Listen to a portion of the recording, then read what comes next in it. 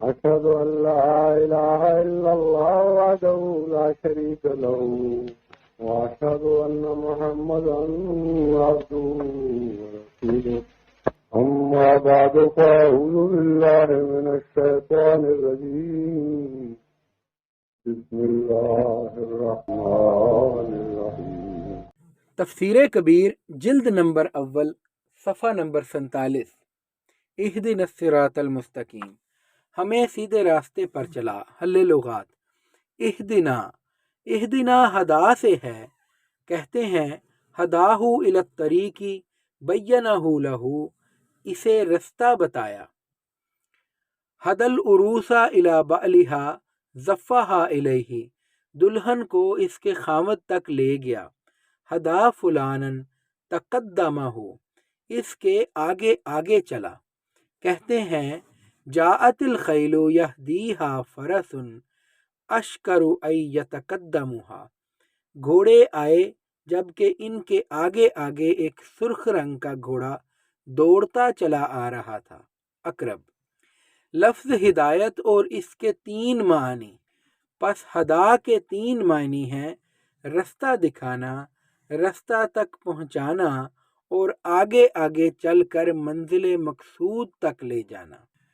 قرآن کریم میں ہدایت کے لفظ کا استعمال مختلف معانی میں۔ قرآن کریم میں بھی ہدایتن کا لفظ کئی معنوں میں استعمال ہوا ہے۔ ایک معنی اس کے کام کی طاقتیں پیدا کر کے کام پر لگا دینے کے ہیں۔ مثلا قرآن کریم میں آتا ہے اعطا کل شیء خلقہ ثم ہدا، سورۃ طٰہٰ آیت نمبر 51، یعنی ہر چیز میں اللہ تعالیٰ نے اس کے مناسب حال کچھ طاقتیں پیدا کیں، پھر اسے اس کے مفروضہ کام پر لگا دیا۔ دوسرے معنی ہدایت کے قرآن کریم سے ہدایت کی طرف بلانے کے معلوم ہوتے ہیں۔ مثلا فرمایا وَجَعَلْنَا مِنْهُمْ أَئِمَّةً يَهْدُونَ بِأَمْرِنَا، سورۃ السجدہ آیت نمبر 25، اور ہم نے ان میں سے امام بنائے جو ہمارے حکم کے مطابق لوگوں کو تورات کی طرف بلاتے تھے۔ تیسرے معنی ہدایت کے قرآن کریم سے چلاتے لیے آنے کے ہیں، جیسے کہ جنتیوں کی نسبت آتا ہے کہ وہ کہیں گے الحمدللہ الذی ہدانا لہذا، سورۃ الاعراف آیت نمبر 44۔ سب تعریف اللہ ہی کے لیے ہے جو ہمیں جنت کی طرف چلاتا لایا اور جس نے ہمیں یہاں تک پہنچا دیا۔ اسی طرح ہدایت کے معنی سیدھے راستے کے ساتھ موانست پیدا کرنے کے بھی ہوتے ہیں۔ قرآن کریم میں ہے وَمَن يُؤْمِنُ بِاللَّهِ يَهْدِي قَلْبَهُ، سورۃ التغابن آیت نمبر 12۔ جو اللہ پر کامل ایمان لاتا ہے، اللہ تعالیٰ اس کے دل میں ہدایت سے موانست پیدا کر دیتا ہے اور اچھی باتوں سے اسے رغبت ہو جاتی ہے۔ اس آیت میں راہ دکھانے کے معنی نہیں ہو سکتے، کیونکہ جو ایمان لاتا ہے اسے راہ تو پہلے ہی مل چکا۔ ہدایت کے معنی کامیابی کے بھی قرآن کریم میں آتے ہیں۔ سورۃ نور میں منافقوں کا ذکر فرماتا ہے کہ وہ کہتے تو یہ ہیں کہ انہیں جنگ کا حکم دیا جائے تو وہ ضرور اس کے لیے نکل کھڑے ہوں گے، لیکن عمل ان کا کمزور ہے۔ فرماتا ہے قسمیں نہ کھاؤ، عملاً اطاعت کرو، کیونکہ اللہ تعالیٰ اعمال سے واقف ہے۔ پھر فرماتا ہے اے رسول ان سے کہہ دے کہ اللہ اور اس کے رسول کی اطاعت کرو، پھر اگر اس حکم کے باوجود تم پھر گئے تو رسول پر اس کی ذمہ واری ہے اور تم پر تمہاری، اور یاد رکھو ان تطیعوا تہتدوا، سورۃ النور آیت نمبر 55۔ اگر تم رسول کی بات اس بارے میں مان لو گے تو نقصان نہ ہوگا بلکہ تم کامیاب ہو جاؤ گے اور فتح پاؤ گے۔ چنانچہ قرآن کریم میں آتا ہے والذین اہتدوا زادہم ہدا، سورۃ المحمد آیت نمبر 18۔ جو لوگ اس ہدایت کو جو انہیں خدا کی طرف سے ملتی ہے اپنے نفس میں جذب کر لیتے ہیں، اللہ تعالیٰ انہیں اور ہدایت عطا کرتا ہے۔ قرآن کریم سے یہ بھی معلوم ہوتا ہے کہ ہدایت کسی ایک چیز کا نام نہیں بلکہ اس کے بے انتہا مدارج ہیں۔ ہدایت کے لیے ایک درجے سے اوپر دوسرا درجہ ہے، اور جو لوگ اللہ تعالیٰ کے فضلوں کے جاذب ہو جاتے ہیں انہیں ایک درجے کے بعد دوسرے درجے سے روشناس کرایا جاتا ہے۔ صراطن، صراطن راستہ، یہ لفظ سواد سے بھی لکھا جاتا ہے اور سین سے بھی۔ صراطن یا صراطن ایسے راستہ کو کہتے ہیں جو صاف ہو، چنانچہ عربی کا محاورہ ہے سرت الطعام، میں نے کھانا بسہولت نگل لیا۔ اور اچھے اور ہموار رستہ کو صراطن یا صراطن اس لیے کہتے ہیں کہ گویا اس پر چلنے والا اسے کھاتا جاتا ہے۔ مفردات، مستقیم، مستقیم استقامت سے ہے۔ مفردات میں ہے الاستقامت یقال فی الطریق الذی یکون علی خط مستو وبہ شبہ طریق المحق نحو اہدنا الصراط المستقیم، یعنی استقامت اس راستے کے لیے بولا جاتا ہے جو سیدھا ہو، اور اس وجہ سے جو شخص راستے پر ہو اس کے طریق کو بھی مستقیم کہتے ہیں۔ چنانچہ اہدنا الصراط المستقیم کی آیت میں یہی معنی ہے۔ تفسیر، اہدنا الصراط المستقیم کی آیت میں جامع دعا ہے۔ اس آیت میں ایسی اعلیٰ اور مکمل دعا سکھائی گئی ہے جس کی نظیر نہیں ملتی۔ یہ دعا کسی خاص امر کے لیے نہیں ہے بلکہ ہر چھوٹی بڑی ضرورت کے متعلق ہے اور دینی اور دنیاوی ہر کام کے متعلق ہے۔ اس دعا سے فائدہ اٹھایا جا سکتا ہے۔ ہر کام خواہ دینی ہو یا دنیاوی، اس کے پورا کرنے کے لیے کوئی نہ کوئی طریق ہوتا ہے۔ اگر اس طریق کو اختیار کیا جائے تو کامیابی ہوگی، ورنہ نہ ہوگی۔ پھر بعض دفعہ کئی طریق ایک کام کو کرنے کے نظر آتے ہیں، جن میں سے بعض ناجائز ہوتے ہیں اور بعض جائز۔ جو جائز راستے ہوتے ہیں ان میں سے بعض تو مراد تک جلدی پہنچا دیتے ہیں اور بعض دیر سے پہنچاتے ہیں۔ اہدنا الصراط المستقیم کی دعا میں ہمیں یہ سکھایا گیا ہے کہ ہم اللہ تعالیٰ سے دعا مانگتے رہیں کہ وہ ہماری اس طریق کی طرف رہنمائی کرے جو اچھا اور نیک ہو، اور جس پر چل کر ہم اپنے مقصد میں کامیاب ہو جائیں اور جلد سے جلد کامیاب ہوں۔ کیسی سادہ اور کیسی مکمل یہ دعا ہے، اور پھر کیسی وسیع ہے۔ زندگی کا وہ کون سا مقصد ہے جس کے متعلق ہم اس دعا کو استعمال نہیں کر سکتے؟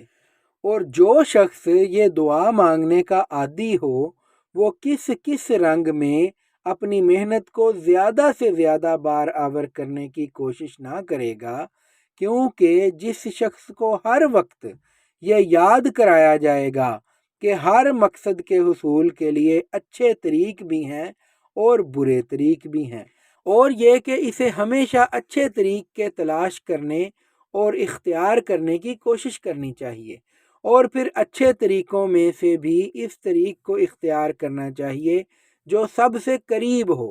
اس کا دماغ کس طرح اس تعلیم کو اپنے اندر جذب کر لے گا؟ ظاہر ہے کہ جو شخص اللہ تعالیٰ سے دعا کرے گا کہ اسے صراط مستقیم دکھایا جائے، اس کا دماغ خود بھی اس خیال سے متاثر ہوگا اور اس کی اپنی کوشش بھی اپنے سب کاموں میں ایسے ہی راستہ کی تلاش میں خرچ ہوگی۔ اعمال کی درستی کے لیے 3 زرعی اصول، اور جو شخص اپنے کاموں میں ان اصول کو مد نظر رکھے گا: نمبر 1، میرے سب کام جائز ذرائع سے ہوں۔ نمبر 2، میں کسی ایک مقام پر پہنچ کر تسلی نہ پا جاؤں بلکہ غیر محدود ترقی کی خواہش میرے دل میں رہے۔ نمبر 3، اور میرا وقت ضائع نہ ہو، بلکہ ایسے طریق سے کام کروں کہ تھوڑے سے تھوڑے وقت میں ہر کام کو پورا کر لوں۔ اس کے مقاصد کی بلندی اور اس کے اعمال کی درستی اور اس کی محنت کی باقاعدگی میں کیا شک کیا جا سکتا ہے؟ میں سمجھتا ہوں کہ اگر مسلمان اس دعا کو اخلاص سے مانگتے رہیں اور اس کے مطالب کو ذہن نشین کریں تو دعا کے رنگ میں جو فائدہ ہوگا وہ تو ہوگا ہی، اس کا جو اثر طبعی طور پر مسلمانوں کے دماغ پر ہوگا وہ بھی کچھ کم قابل قدر نہیں ہے۔ آیت اہدنا الصراط المستقیم میں طلب ہدایت کے متعلق ایک اعتراض کا جواب۔ بعض معترضین کہتے ہیں کہ مسلمانوں کو ہر نماز میں اہدنا الصراط المستقیم کہنے کا حکم دیا گیا تھا اور ان کے رسول بھی یہ دعا روزانہ مانگتے تھے، پھر کیا انہیں صراط مستقیم ملی نہ تھی کہ بار بار یہ دعا مانگتے تھے؟ کس قدر مضحکہ خیز یہ اعتراض ہے، اور کس قدر تعجب ہے کہ پڑھے لکھے مسیحی اور ہندو بے تکلفی سے یہ اعتراض بیان کرتے ہیں اور حیران ہوتے ہیں کہ مسلمان اب اس کا کیا جواب دیں گے۔ اول تو جیسا کہ اوپر ہدایت کے معنی بیان ہو چکے ہیں، ہدایت کے معنی صرف کسی بات کے بتانے کے نہیں ہوتے، بلکہ بتانے، اس تک لے جانے اور آگے ہو کر لیے چلے جانے کے ہوتے ہیں۔ ہدایت کے غیر محدود درجات، بس مختلف قسم کے دعا کرنے والوں کے لیے اس کے مختلف معنی ہوں گے۔ وہ جنہیں ہدایت کا علم بھی ابھی حاصل نہیں ہوا ان کو مد نظر رکھتے ہوئے اس کے یہ معنی ہوں گے کہ ہمیں بتا کہ ہدایت کیا ہے اور کس مذہب یا کس طریق میں ہے۔ اور جن لوگوں کو ہدایت کا علم تو ہو چکا ہے لیکن اس کے قبول کرنے میں ان کے لیے مشکلات ہیں، نفس میں کمزوری ہے، یا دوست احباب ایسے مخالف ہیں کہ صداقت قبول کرنے سے باز رکھ رہے ہیں، یا رہبر کامل دور ہے اور اس تک پہنچنا مشکل ہے، یا اس علاقے میں صحبت صالح میسر نہیں، اس شخص کے لحاظ سے اس دعا کے یہ معنی ہوں گے کہ مجھے ہدایت تک پہنچا دے، یعنی علمی رنگ میں تو میں ہدایت کو سمجھ گیا ہوں، مگر عملی طور پر اس کے اختیار کرنے میں جو دقتیں ہیں انہیں بھی دور کر دے۔ لیکن اگر کوئی ایسا شخص ہے جسے علمی طور پر بھی ہدایت میسر آ گئی ہے اور عملی مشکلات بھی دور ہو گئی ہیں اور وہ ہدایت کے راستوں پر قدم زن ہے، تو اس کے لیے اس دعا کے یہ معنی ہوں گے کہ اے خدا، تیری ہدایت وسیع ہے اور عرفان کی راہیں غیر محدود ہیں، مجھے اپنے فضل سے ہدایت کے راستے پر آگے بڑھتا لیے چل، میرا قدم کسی جگہ نہ ٹھہرے اور میں صداقت کے اصرار سے زیادہ واقف ہوتا جاؤں اور آگے سے زیادہ مجھے اس پر عمل کرنے کی توفیق ملتی جائے۔ ان تینوں معنوں کو مد نظر رکھ کر کون کہہ سکتا ہے کہ کوئی انسان بھی ایسا ہو سکتا ہے جسے کسی وقت بھی اس دعا سے استغنا حاصل ہو جائے؟ حضرت صلی اللہ علیہ وسلم کی طلب ہدایت سے مراد مسلمانوں کے رسول صلی اللہ علیہ وسلم بے شک بہت کامل تھے، لیکن اسلام کا خدا غیر محدود طاقتوں والا ہے۔ کوئی کتنی بھی ترقی کر جائے پھر بھی ترقی کی گنجائش اس کے لیے باقی رہتی ہے، اور پھر بھی اس کے لیے ضرورت باقی رہتی ہے کہ وہ اہدنا الصراط المستقیم کی دعا کرتا رہے۔ دین تو دین، دنیا کے متعلق بھی انسان کا علم بڑھتا رہتا ہے، اور کوئی علم بھی تو ایسا نہیں جس میں مزید ترقی کی گنجائش نہ ہو۔ پس دنیا کے کاموں میں بھی انسان محتاج ہے کہ ہمیشہ اہدنا الصراط المستقیم کی دعا کرتا رہے کہ اس کے ذریعے سے علم کی ترقی ہو۔ حقیقت یہ ہے کہ یہ دعا بجائے محل اعتراض ہونے کے علم کے بارے میں اسلام کا ایسا وسیع نظریہ پیش کرتی ہے جو قرآن کریم کی برتری کی ایک زبردست دلیل ہے۔ قرآن پہلے مذاہب کی موجودگی میں آیا اور انہیں منسوخ کر کے اس نے ایک نئے اور مکمل دین کے قیام کا دعویٰ کیا، مگر باوجود اس کے اس نے دوسرے ادیان کی طرح یہ نہیں کہا کہ اس کے زمانے میں علم ختم ہو گیا، بلکہ یہ کہا کہ اس کے ذریعے سے علم کی زیادتی ہمیشہ ہوتی رہے گی، اور اس کے لیے مسلمانوں کو دعا سکھائی اور ان پر واجب کیا کہ وہ اسے ہر روز 30-35 دفعہ پڑھا کریں۔ اس طرح اس نے علم کی ترقی کے لیے انسانی نظریے کو کس قدر وسیع کر دیا۔ کیا قرآن کریم دنیا میں علم کی زیادتی کی وجہ سے کسی وقت منسوخ ہو جائے گا؟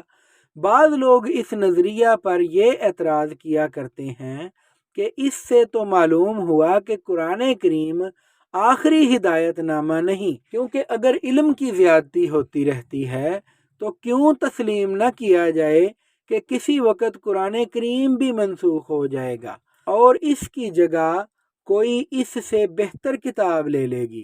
اس کا جواب یہ ہے کہ اول تو ہمیں اس پر کوئی اعتراض نہیں کہ قرآن کریم سے بہتر کتاب کوئی لے آئے اور قرآن کریم کو منسوخ قرار دے دے، لیکن 1300 سال میں تو ایسی کتاب کوئی آئی نہیں۔ فلسفیوں اور غلط مذاہب کے دلدادوں نے بہت زور لگایا لیکن اب تک ناکام ہی رہے ہیں۔ بس جب کہ ایسی کوئی کتاب اب تک مقابل پر پیش نہیں کی جاتی تو ہم اس پر غور ہی کیوں کریں؟ دوسرا جواب اس کا یہ ہے کہ قرآن روحانی عالم ہے، جو جسمانی عالم کا حال ہے وہی اس کا ہے۔ دنیاوی امور میں بھی انسانی علم ہر روز ترقی کرتا ہے، مگر یہ تو نہیں ہوتا کہ ہر روز نئی دنیا بنتی ہے، بلکہ اسی پرانی دنیا کے اسرار اور غوامض لوگوں پر ظاہر ہوتے چلے جاتے ہیں۔ اسی طرح قرآن کریم کے نزول کے بعد جو روحانی عالم ہے، کسی نئی کتاب کی ضرورت نہیں رہی، مگر علم کی ترقی میں اس نے روک نہیں پیدا کی۔ جس طرح مادی قانون کے مطالعہ سے دنیاوی علم میں ترقی ہو رہی ہے، اسی طرح قرآن کریم اپنے اندر وسیع اور انسانی پرواز کو مد نظر رکھتے ہوئے غیر محدود علم رکھتا ہے۔ جو لوگ اس پر غور کرتے ہیں، جس قدر اخلاص ان کی اہدنا الصراط المستقیم کی دعا میں ہوتا ہے، اسی کے مطابق قرآن کریم کے اسرار ان پر کھلتے چلے جاتے ہیں۔ پس باوجود قرآن کریم کے آخری کتاب ہونے کے علم کی ترقی میں کمی نہیں ہوئی، بلکہ پہلے سے بھی اس ترقی کی رفتار تیز ہو گئی۔ قرآن کریم کے صریح ارشاد سے ان معنوں کی تصدیق ہوتی ہے۔ فرماتا ہے والذین اہتدوا زادہم ھدی، سورۃ المحمد آیت نمبر 18۔ جو لوگ ہدایت پاتے ہیں انہیں اللہ تعالیٰ پھر اور ہدایت دیتا ہے۔ بس ہدایت کسی ایک شے کا نام نہیں بلکہ صداقتوں کی ایک وسیع زنجیر کا نام ہے، جس کی ایک کڑی ختم ہوتی ہے تو دوسری سامنے آ جاتی ہے۔ میرا ذاتی تجربہ ہے کہ کوئی مذہبی مسئلہ نہیں جس کے بارے میں شافی علم قرآن کریم میں نہیں۔ اس حقیقت کی موجودگی میں کسی دوسری شریعت کا پیغام سننا ایسا ہی ہے جیسے چشمے پر بیٹھا ہوا انسان پانی کی تلاش کے لیے نکل کھڑا ہو۔ مجھے تعجب آتا ہے ان لوگوں پر جو ہر روز اہدنا الصراط المستقیم کی دعا مانگتے ہیں اور پھر خیال کرتے ہیں کہ جو کچھ پہلے مفسر لکھ گئے ہیں اس سے بڑھ کر کچھ لکھنا ناجائز ہے۔ ان کے بیان کردہ علوم کے باہر کوئی علم قرآن کریم میں نہیں ہے۔ اگر یہ بات سچ ہے تو وہ اہدنا الصراط المستقیم کی دعا کیوں مانگتے ہیں؟ ان کے عقیدے کے مطابق خدا تعالیٰ کے پاس تو ان کو دینے کے لیے کچھ ہے ہی نہیں۔ انہیں پرانی تفسیریں خرید کر یا دوسروں سے مانگ کر پڑھ لینی چاہیے اور اس دعا میں وقت ضائع نہیں کرنا چاہیے۔ اہدنا الصراط المستقیم میں دین اور دنیا کے ہر معاملے کے لیے دعا۔ یہ دعا ایسی جامع ہے کہ دین اور دنیا کے ہر معاملے میں اس سے انسان فائدہ اٹھا سکتا ہے، اور ہدایت کا طالب خواہ کسی مذہب کا ہو، اس سے فائدہ اٹھانے میں کوئی عذر پیش نہیں کر سکتا۔ اہدنا الصراط المستقیم میں صرف سیدھے اور بے نقص راستہ دکھانے کی التجا ہے، کسی مذہب کا نام نہیں، کسی خاص طریقے کا ذکر نہیں، کسی معین اصل کی طرف اشارہ نہیں، صرف اور صرف صداقت اور غیر مخلوط اور خالص صداقت کی درخواست ہے، جسے ہر شخص اپنے عقیدہ اور خیال کو نقصان پہنچائے بغیر دہرا سکتا ہے۔ ایک مسیحی، ایک یہودی، ایک ہندو، ایک زرتشتی، ایک بدھ، ایک دہریہ بھی ان الفاظ پر اعتراض نہیں کر سکتا۔ دہریہ خدا تعالیٰ کو نہیں مانتا، لیکن وہ یوں کہہ سکتا ہے کہ اگر کوئی خدا ہے تو میں اس سے کہتا ہوں کہ مجھے سیدھا راستہ دکھا۔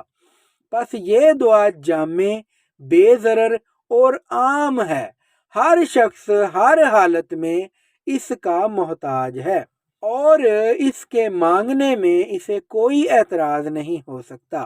میرا تجربہ ہے کہ جن غیر مذاہب کے لوگوں نے میرے کہنے پر یہ دعا مانگی ہے، اللہ تعالیٰ نے ان پر اسلام کی سچائی کھول دی ہے، اور میں تجربہ کی بنا پر یقین رکھتا ہوں کہ جو کوئی بھی سچے دل سے یہ دعا مانگے گا، اس کی ہدایت کے لیے ضرور کوئی سامان خدا تعالیٰ کی طرف سے پیدا کیا جائے گا، کہ یہ ممکن نہیں کہ اس دنیا کا پیدا کرنے والا موجود ہو اور ہدایت کے لیے چلانے والا اس کے دروازے سے مایوس آئے۔ حضرت مرزا بشیر الدین محمود احمد خلیفۃ المسیح الثانی رضی اللہ تعالیٰ عنہ المصلح الموعود کوئی عام خادم قرآن نہ تھے۔